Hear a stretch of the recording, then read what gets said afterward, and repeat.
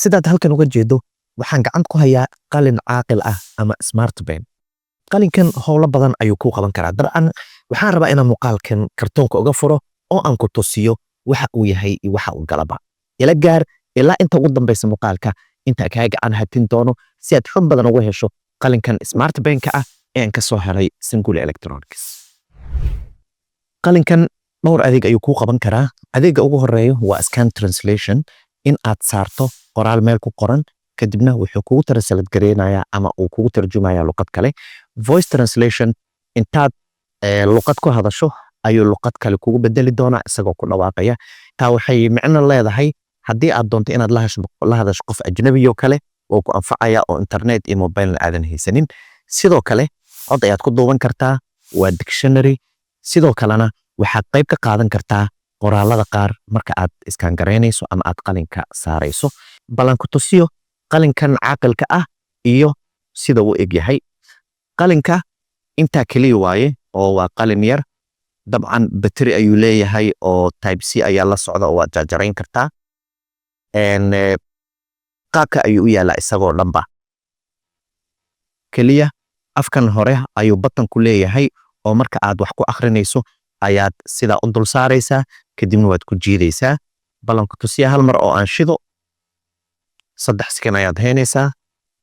waa ka translation pen oo uu shidan yahay. waxaa xiiso leh marka qalinkan waxa uu ku shaqeeyaa operating system Android ah. marka ugu horeysa wuxuu u baahan yahay internet. sidaa darteed telefoonkaaga hotspotka inaad ka furto ama wireless aad ku xirto ayuu u baahan yahay si adeegyadan halkan ku qoran ee aan ku tusiyey uu kugu shaqeeyo.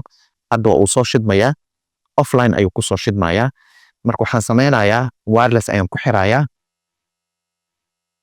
wirelesska markii hore waan ku xiray, hadda waa uu ku xiran yahay. dabcan adeegyadan oo idil ayuu leeyahay sidaad u jeedo.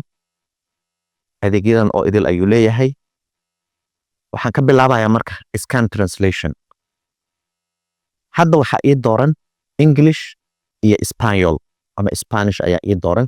haddii aan doono inaan ka bedelo settingskaas ayaan dooranayaa kadibna luqadda aan ka tarjumayo iyo luqadda aan u tarjumayo ayaan sida u kala dooranayaa. dabcan aniga hadda waxaan rabaa Spanishka ayaan jeclahay. marka Englishka laga soo tago inaan u tarjumo sax ayaan saarayaa kadibna waan soo qaadayaa qalinka afkiisa ayaan ku aadinayaa waxa aan rabo in aan translation ku sameeyo. tusaale ahaan waa ka uu soo qoro smart pen. smart pen maxaa lagu dhahaa marka codka halkan. okay, translation kana Bolígrafo inteligente. bolígrafo inteligente. intaas waaye Spanishkiisa. haddii marka aad doonto warqad ayaad soo qabsan kartaa. wuxuu ku fiican yahay haddii aad airport caalami oo kale aad joogto ama dukumeenti aad rabto inaad si degdega ugu tarjumato luqad kale. kaliya waad soo qabsanaysaa, waad saaraysaa. marka aad ku riixdo nal yar ayuu shidayaa kadibna sidaa ayaad ku iskaan garaynaysaa. marka wuxuu ku xun yahay kaliya line by line ayuu kugu tarjumayaa. hadda intii waa uu soo qaatay oo waa kan halkan ayuu ku qoran yahay. okay, translation haddii aad doonto marka qofku Áreas de especialización incluyen reemplazo de articulaciones, cirugía de cadera y rodilla, artroscopia, pie. okay, wuxuu ku fiican yahay marka waa uu ku dhawaaqaya oo ku hadlaya luqadda aad doonto in loo tarjumo. marka haddii qof kale aad la hadlayso kale qoraalka ayaad u iskaan garaynaysaa kadibna waad dhageysiinaysaa ama adiga ayaa dhageysan kara oo luqadaada ayuu kugu tarjumayaa. ilaa iyo 120 luqadood ee ka badan ayuu u tarjumi karaa. inkastoo aanan ku arkin luqadda Soomaaliga haddana luqado kale oo badan ayaa ku jira. intaa marka laga soo tago qaybo kale ayuu leeyahay oo voice translation ayaa ka mid ah. marka aad dooratid 2 microphone ayuu ku keenayaa. luqadda aad ka tarjumayso inaad ku dhawaaqdo ama luqadda kale in qofka kale aad ka soo qaado oo luqadaada kugu tarjumo ayuu samayn karaa. sidoo kale cod ayuu ku duubi karaa. dictionary ayuu leeyahay.